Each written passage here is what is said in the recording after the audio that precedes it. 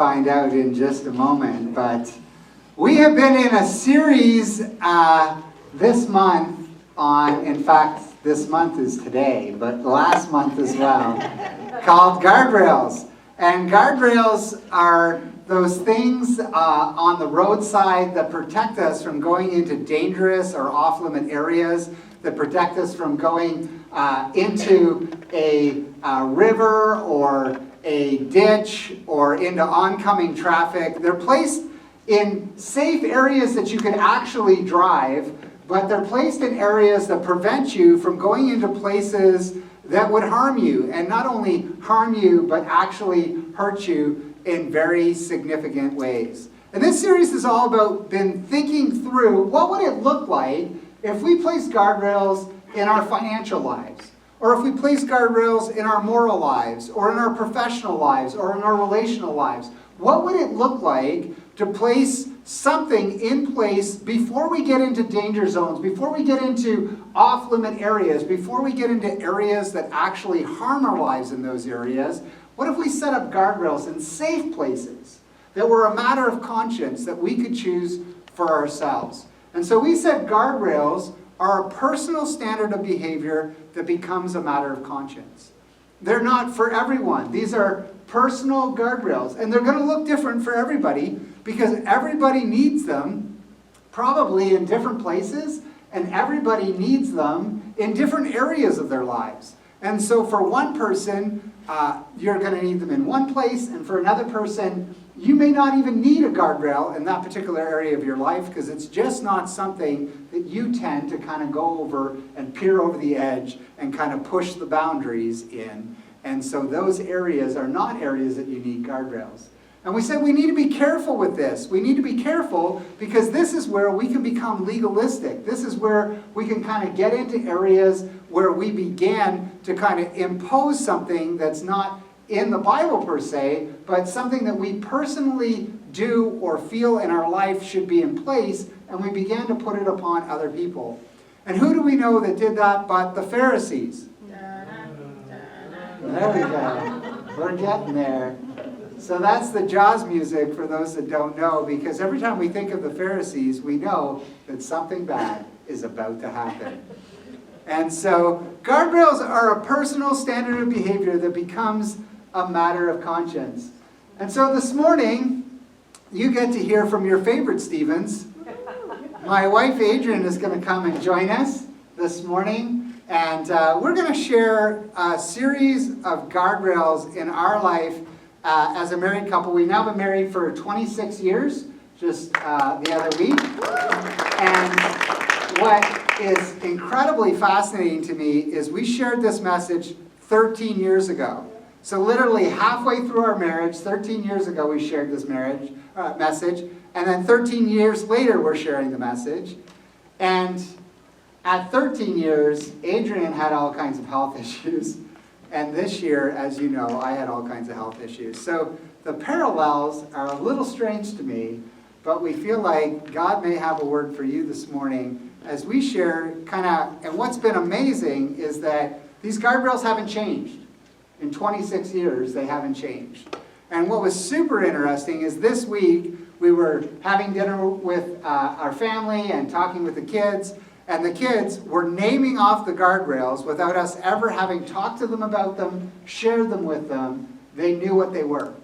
And so as we kind of went through these different areas of our life. And really, they stem out of this verse that's been pivotal in our life as a married couple. It's Proverbs 27:12, and I think it's one, if you want to hide a verse in your heart, if you want to memorize a verse, this is one that is an incredible verse to remember. Because every time something bad is about to happen in your life, you want to pay attention. And this is what it says. It says, the wise see danger and take refuge. The wise see danger a long way off. They see it coming. The wise, the prudent, those that kind of realize that today is not just about today, but it's also about tomorrow. The wise, they see danger coming and they take refuge. They stop. They pay attention. But the simple, they keep going and suffer for it. So there's two people in this verse. There's the simple person and there's the wise person, right? And the prudent or wise person, they understand that life is connected. There's cause and effect. That there's a connection between yesterday, today, and tomorrow. That the things we did yesterday affect today, and the things we do today are going to affect tomorrow. The simple, this person lives as if life is disconnected. They believe that today is about today, and tomorrow is about tomorrow, and they're not really all that connected. And all of us, if we're honest, have been simple at times, haven't we? Yes, yes. I mean, there's specific areas of our life that we can all probably go, I was pretty simple, and there was a specific result, because there's two responses. The simple what? The simple keep going, but the wise, you know what a wise person does when they see danger? When there's a roadblock? When they say, uh-oh, they respond to the data. They do something. They take refuge. But when we're simple, this person says, uh-oh, that's probably going to be a problem for me. And they just keep going. They're like, oh, wow, danger. I'm just going to keep going. And what happens? There's two results, right? For the wise person, as a result of taking refuge, this is a surprise. They often look foolish. Why do they look foolish? Because they stop before danger happens.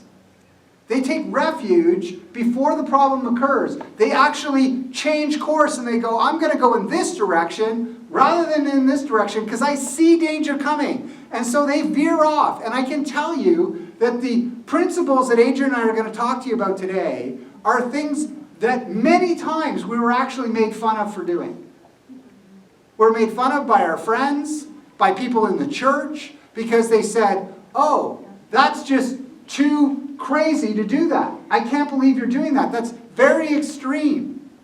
But I can tell you, and I can tell you 26 years later, of the benefit of those things, and I can tell you that many of those people that laughed at us 13 years ago when we preached this message came back to me in the last 13 years and have said, you know what, Chris, I laughed at the time, but now this happened in our life, and I really wish I had listened. Yeah.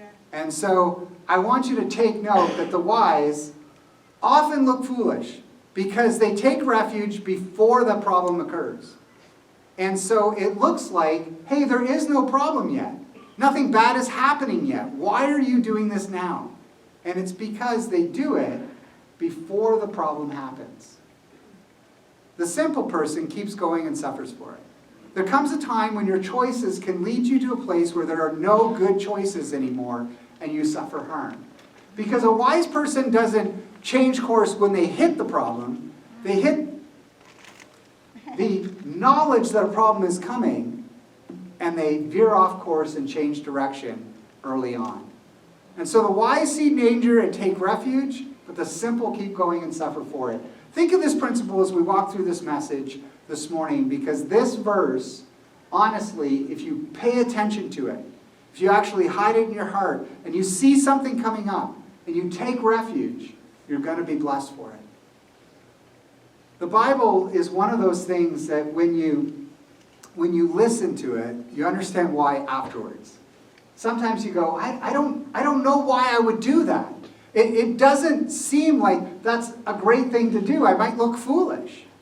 But when you pay attention and you listen to it, when you submit and apply, you'll understand why. When you submit and apply the Word of God, you understand why later on. And so we're going to look at 5 areas of our life, very practical things. They're not all of the guardrails that we've employed in our life, but they're the 13 guardrails that we shared 13 years ago. And there's a few in each of these areas. Some of them have 1, some of them 2, some of them have more. And we're just going to walk through those. So the first of these is our family work-life balance. So 13 years ago, we went out for our anniversary. It was with friends. But 13 years later, he took me out for a private dinner and to a craft show. Yeah, so right there should have been a guardrail for me, right? I should have known that you do not bring friends on your anniversary date. It took me 13 years to get that one right. So let's get started. Chris and I met at Mount Allison University in New Brunswick, where I'm originally from. Our first date was a walk at the Swan Pond. Yeah, on the way over here, I just got to share something with you. Adrienne was like, I'm really glad it wasn't last week's message. For those of you that weren't here, it was about sexual guardrails in our life. She thought that might be a little awkward. You know, our life just out there in the open in front of everyone. Yeah, well, when we met, Adrienne had some pretty stern guardrails in her life, in a whole variety of areas that she had them in place, and in her dating life, around studying and work and all those kinds of things. And I kind of like that hard to get kind of thing. Now, although I wouldn't have turned the guardrails at the time, I guess I did have some pretty strong ones. But I saw that Chris had some strong faith guardrails in his life. His mama brought him up right, and his dad taught him how to treat a woman properly by the way he treated his wife. Yeah, so a few flowers for her mom later, and I made her a dress, and then we were walking down the aisle 26 years ago. It's kind of amazing to realize. And now we have this family with 2 girls who are now adult children, which is hard to believe, but it is one of those things where we've come to that place where we're trying to figure out life's balance with kids in competitive sports and all kinds of different activities and working and all those things. But early on, it was challenging for sure in that work-life balance.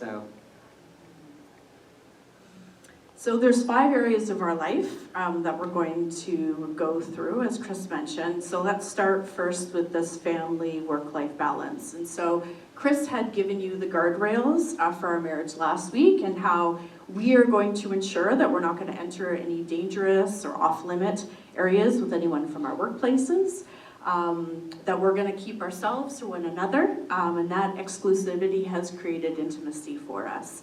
But today, we're going to give you some of the boundaries that we have for keeping our family life intact. And this has been true when our kids were young, but now that they're older as well. And I would say in certain seasons of our life, Chris and I would be working, like the 70-hour weeks. I think lots of you can relate with that. We have a couple of kids who are in sports. They were working jobs, they were going to school, being involved in church and the community, so busy lives, right? Yeah, when we first got married, I worked at the bank.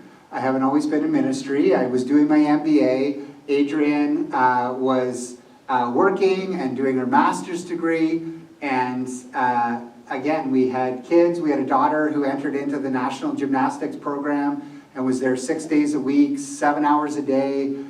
We were trying to manage all that. We were trying to manage things for Eden and the sports she was in. Eventually, leading really a multi-site mega church in multiple languages and managing all these different things in life together and trying to figure out how we were going to do this. And one of those things that we did is we said, we're just going to set aside one night a week, which was Tuesday night, and we called it Naked Night. And that was our date night. And we called it Naked Night because it was a night that we wanted to kind of set aside for each other and create intimacy, and we always had friends to call. And so we made it super awkward by calling it something that they wouldn't call during. And so the Bible actually says this. So this is our first, have a date night with your spouse. Your children don't take precedence over your marriage. The best gift you can give your kids is a good marriage. But Proverbs 5:18 says this, be happy with your wife and find your joy with the woman you married. I think that's true in the reverse. So be happy with your husband and find your joy with the husband you married. I think the advice can apply both ways. So that's the first guardrail.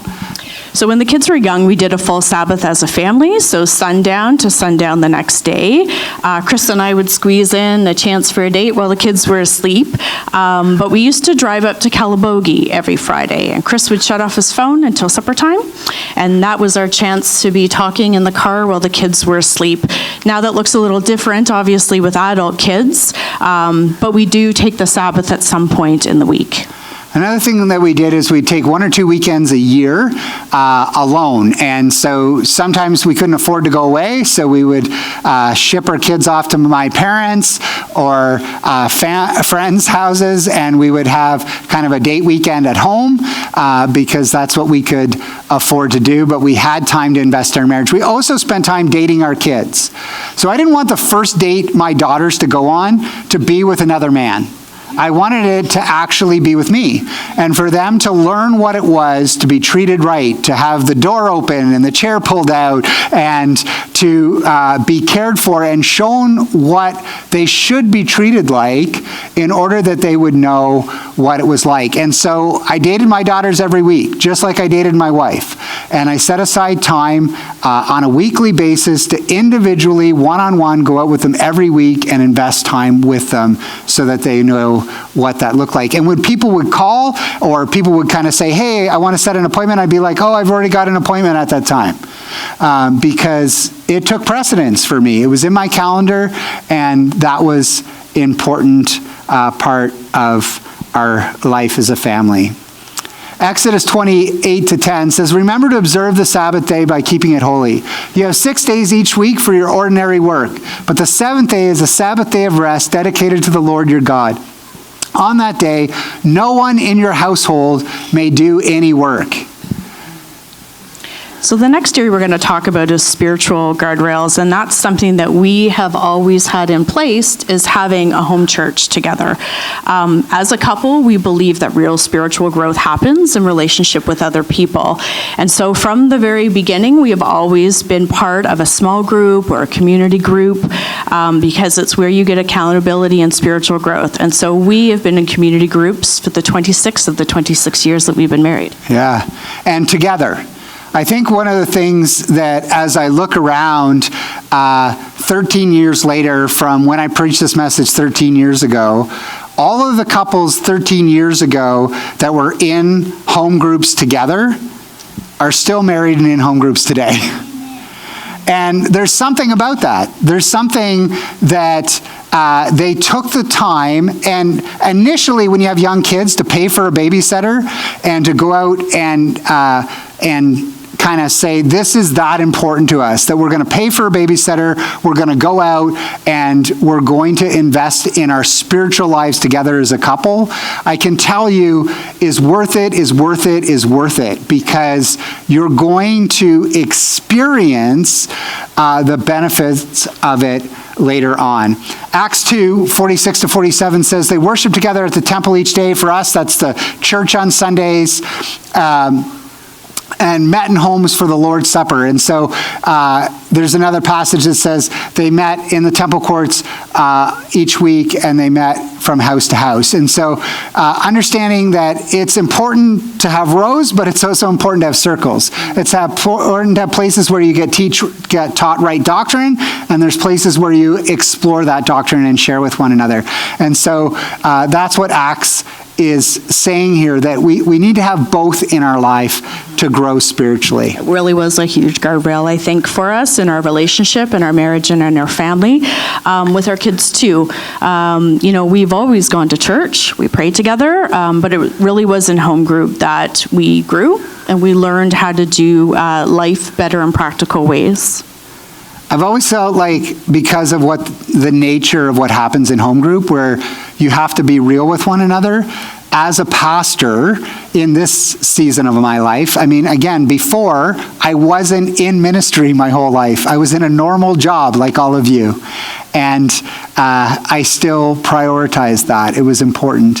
And now in this season, it's even more important, I think, in many ways, to be able to be with a group of people that can hold me accountable, they can really know what's going on in my life, my struggles, my hardships, the things I'm going through, and to have prayer over those things in my life, and to be able to kind of take off the mask that maybe you can wear on a Sunday with one another, and to be real with one another in a circle. But not just for couples, right? Singles too. Yeah, absolutely. I think, we all go through highs and lows in life. I think sometimes people look at our life and they go, they've been married 26 years, they've got amazing kids, everything is just amazing in their life. And I know you think that. But we've had major health crises. I mean, this year alone, I had a heart attack, I had double hernia, diagnosed with type 2 diabetes, just as one issue of health in our life. So we go through it too. We go through all the hard things. We've lost family members. I lost my aunt. My sister-in-law lost her dad this year.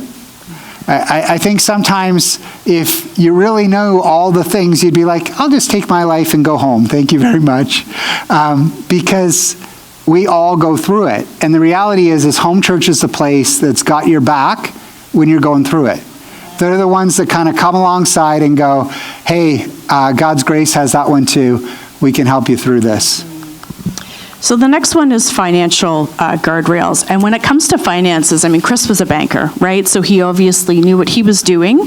But we had come from very different backgrounds when it came to finances. I grew up in a home where we never talked about it.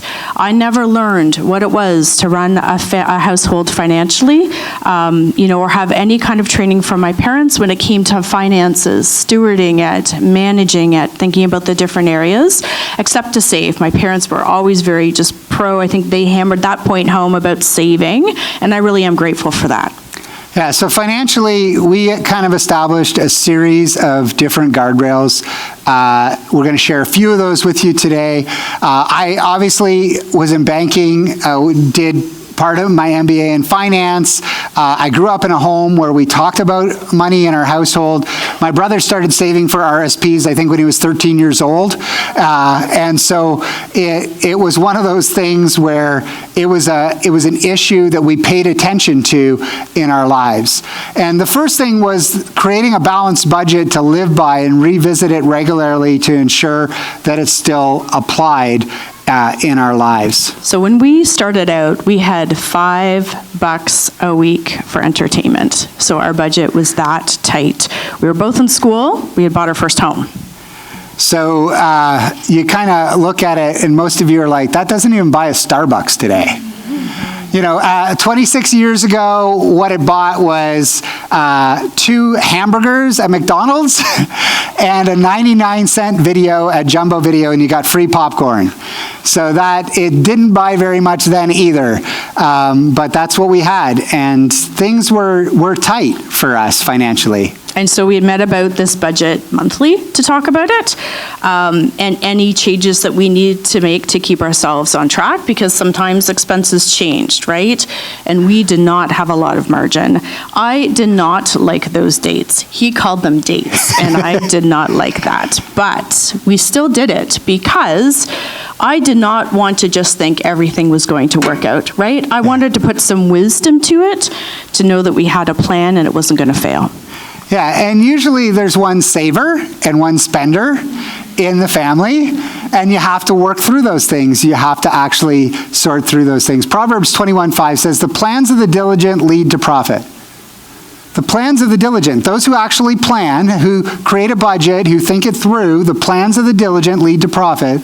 As surely as haste, as doing things quickly, of just spending loosey-goosey, of just not thinking it through, leads to poverty.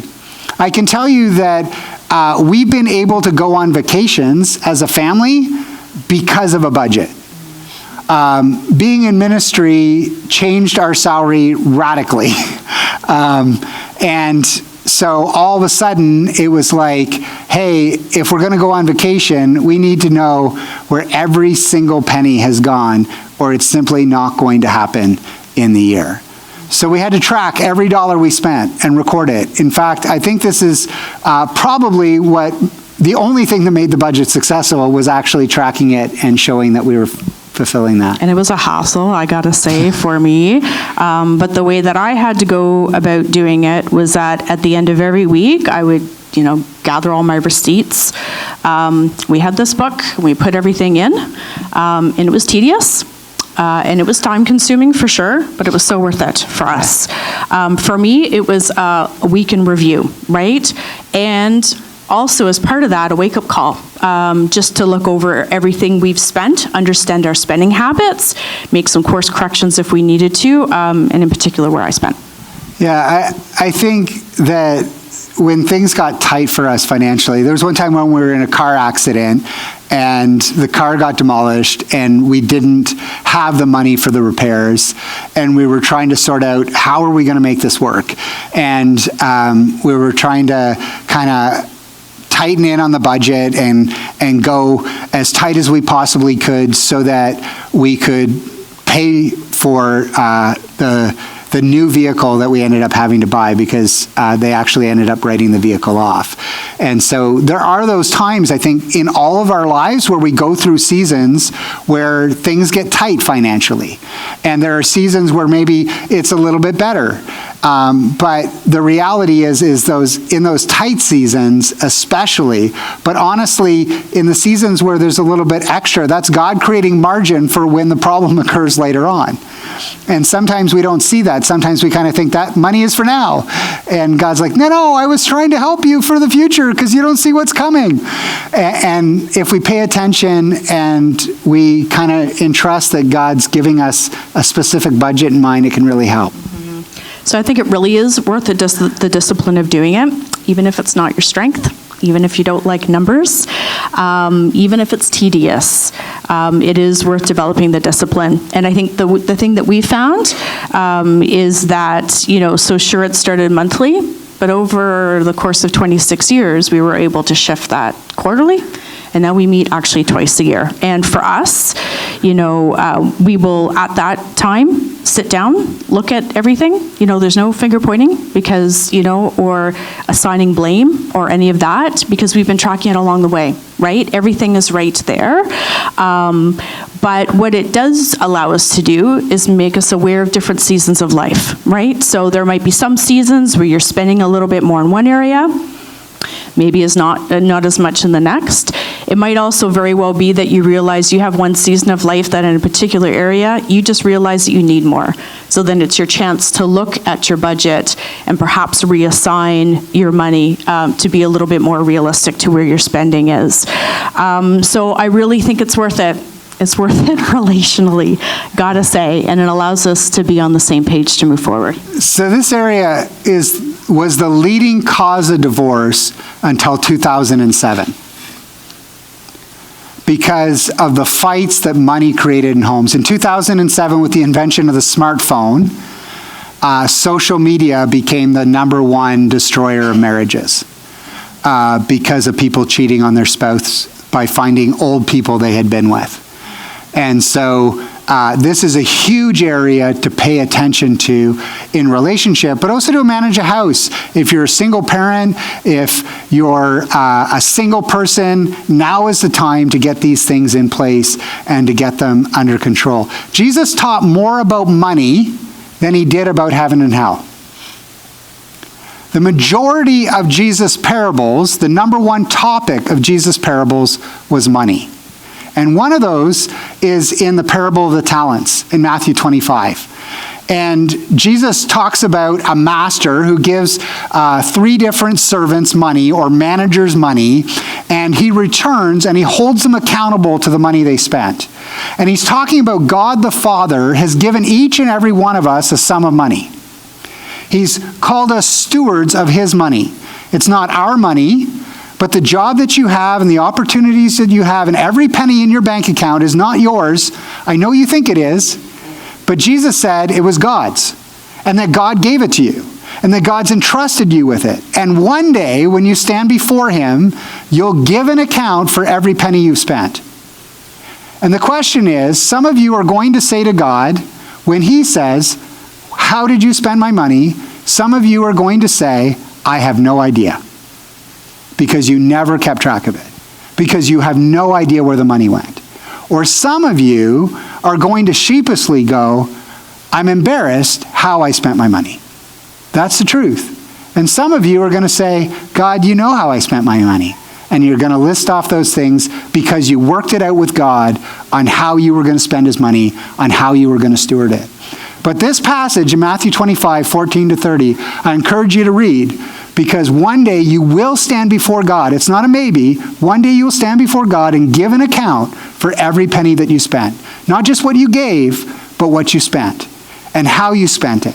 And he's going to ask you how you did that.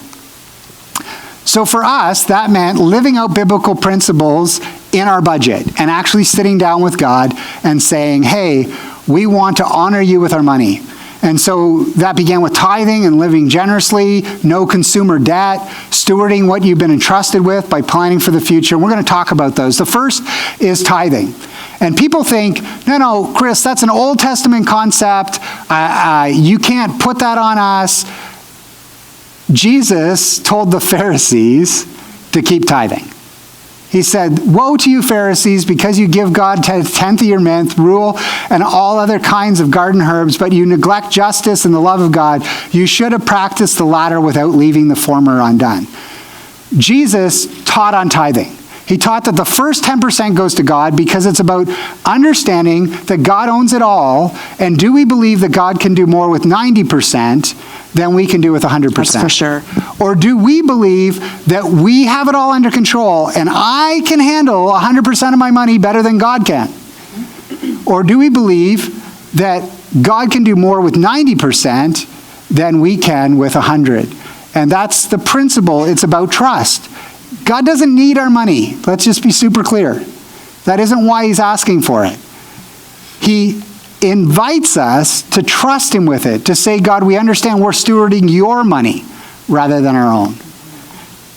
So we also wanted to live generously and give above and beyond that. And so there was a time where we had to choose between TV or a sponsor child, and we picked a sponsor child. Proverbs 11:24 says, one gives freely, yet gains more. Another withholds what is right, only to become poor. Let's say that verse again. One gives freely, yet gains more. There's a principle there of reaping and sowing, of giving generously. It's the only time in Scripture that God talks about testing him on something, is in this area. And another holds what is right, only to become poor. I've seen this over and over again. So we were going to live generously in our budget. Another area that we decided is that we weren't going to ever incur any non-equity debt, meaning something that we didn't have a physical item like a house where we were paying off a mortgage, that we weren't forced into. So obviously when we were in the car accident and something came up, but then we kind of set aside to quickly pay it off as quickly as we possibly could. And so it's because of Romans 13:8 that says, owe nothing to anyone except for your obligation to love one another. If you love your neighbor, you will fulfill the requirements of God's law. Owe nothing to anyone. Have no outstanding debt to anyone, the King James Version says. God's desire for us is not to be in debt, because when we're in debt, we put ourselves in a position where we can't be generous, where we can't do what he's actually inviting us into, because we have a different master. It actually says, if you remember our financial series, it talked about let no one enslave you, let no one master you except for God himself. Don't let debt become your master. I think that's why it's called MasterCard. Because it becomes your master. So we decided to set aside a percentage of our income for the future, for our retirement, for our kids' education, for big items that we needed to purchase, that we would plan ahead and steward the resources that God gave us. And so in Proverbs 21:20, it says, the wise man saves for the future, but the foolish man spends whatever he gets. It's allowed us to be stress-free. when it came to our finances. It allowed us to never carry credit card debt, as Chris mentioned, or, also those car payments. I think it was a 6-month period that maybe we had car payments because of the car accident and so forth. But it has allowed us to see God come through in our lives in some miraculous ways. We went to Africa as missionaries. God provided all of that money for us. When we moved to Ottawa, God provided all the money we needed to start the church and take care of our family. When we received that hospital bill years ago, I think Chris has mentioned that in a sermon before, that we didn't have the money to pay for, God provided. When we were underpaid in our salaries, God provided in other ways for us. So we've learned that trusting Him with all of it and stewarding it causes a stress-free household for us when it comes to finances. Yeah. The next area is the area of health. And this one has been a bit of a shifting one because 13 years ago, although our guardrails were in place, we've realized that maybe they need to be adjusted slightly as we're getting older, but they are very real now. So Chris mentioned, what he's experienced this year, and he mentioned about, 13 years ago, I had a similar thing. We were visiting family in Minneapolis. I had a heart issue. It was pretty scary for me. I was rushed off to emerge. But when we got back from that trip, and then again this year, we've had a couple of experiences, right, to practice Proverbs 27:12, that the wise see danger and take refuge, but the simple keep going and suffer for it. So in the first instance, there 13 years ago, when the insurance company wouldn't pay for my hospital bill, also wouldn't cover me for travel. And so I was scheduled to go to a work conference in Colorado. I could not go, right? If something else happened, they would not cover for me. I was pretty embarrassed to have to say no to work, gotta say, but I had to take refuge. I had to do the wise thing in that situation. Another health issue going on, I had to adjust my diet, and I found out that time that I reacted pretty strongly to caffeine. And so then I could not consume my favorite foods of coffee and chocolate so that, I could be safe. And that was for 10 years until God healed you. So when it comes to health, we have to take refuge and pay attention. Establishing guardrails that you won't go beyond. I have a weight one for me personally. Again, that's not something for other people. I'm not applying that to other people. We all have to figure out in our lives. The reason I have that is because of the heart conditions and diabetes in my family, and I need to pay attention to that. And I've fluctuated in my weight by over 50 pounds over the years. So as I've kind of been simple and kept going and not paid attention to my guardrail and kind of fallen off the ledge, I got heavier than I should have at times. And obviously right now, because of a surgery, I paid attention and got myself under control again. But hopefully I'm not going to be simple going forward on that for me because of the health conditions for my family. I'm not saying this should be in place for everyone, just to be super clear. So the next area we want to talk about is parenting. Yeah. So we decided a long time ago that we were going to step in when people were in our kids' lives that were a bad influence. And we were going to pay attention to it. We were going to be aware and speak in. And we recognize Proverbs 13:33 says, "Do not be deceived, bad company ruins good morals."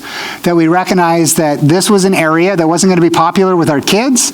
It wasn't going to be popular in the community with some of our friends when we stepped in. But I did tell you last week about my mom stepping in my life, both with a previous girlfriend and with a friend who ended up shooting his dad in his house. And so I can tell you that having this guardrail in place, you need to pay attention to it. It's one of those areas that until the damage is done, you don't realize what you've... And so you kind of look foolish by protecting before it happens. But the reality is if you don't protect before it happens, you're simple, you keep going, and you suffer for it. So another area that we've had to think about was our kids' education, right? Decide that, us spending time with our kids, is important to help them succeed before they need real help. So thinking about helping them with their education, whether it's spiritual or school-wise, not expecting other people to do it. Another area, if we can go back to, there we go. Another area, no, there we go. Another area that honestly we're made fun of all the time for this by our friends and people in the community, and that was what we had a no sleepover rule for our kids when they were younger, because 1 in 3 girls and 1 in 4 boys is sexually abused before the age of 18, and we just put up a guardrail to go, it just isn't going to happen to our kids on our watch. When we were over at friends' houses, we went downstairs to the basement. Every time we were at somebody's house, we would go over throughout the time and make sure that things were safe when kids were playing alone in the basement. We didn't just let kids of different, be downstairs alone playing for hours on end because as parents, we just wanted to do our own thing. And people would make fun of us for it. They were like, you're too extreme. But the reality is, I sit in my office every week and deal with one of you that has been broken because of sexual abuse, that has a history and a baggage because of it. You're now addicted to pornography and it's destroying the sexual relationship in your marriage because as a young person, abuse occurred. And I'm not saying that you've caused abuse, hear me, but we can be wise and take serious precautions to protect our children as much as we can. That doesn't mean we're going to protect them, because bad things still happen to good people. Jesus, let me just give you a story. Jesus and John the Baptist, okay? John the Baptist tells the truth about the king who's sleeping with his brother's wife, okay? He gets thrown in jail for it because the brother's wife is mad for John the Baptist calling them out. Throws him in jail, okay? And everybody thinks, well, Jesus will go and save him. No, Jesus leaves him in jail. So bad things happen to good people. And then John the Baptist starts doubting and gets all worried and is like, come on, Jesus, are you even really God? And Jesus is like, just tell John the Baptist what's happening. That the deaf are hearing, that the blind are seeing, that the dead are being raised from the dead, and let him continue to rot in jail. Bad things happen to good people on Jesus' watch, and he allows it to happen. We don't always understand why. So the reality is sometimes just bad things are out of our control. But whatever we can do to be wise and to protect our children, I think it's wise to do so. And you've got to work that out for you. Again, this is our personal guardrail. Because I sit and deal with the consequences from different people's lives every week, I was like, I just don't want to be in that situation with our own kids. So one last guardrail when it comes to parenting. Yeah, is emotional health. I think understanding that childhood is connected to adulthood and to be able to provide the best emotional health for your kid's future. Chris does Why You Do What You Do retreat on this.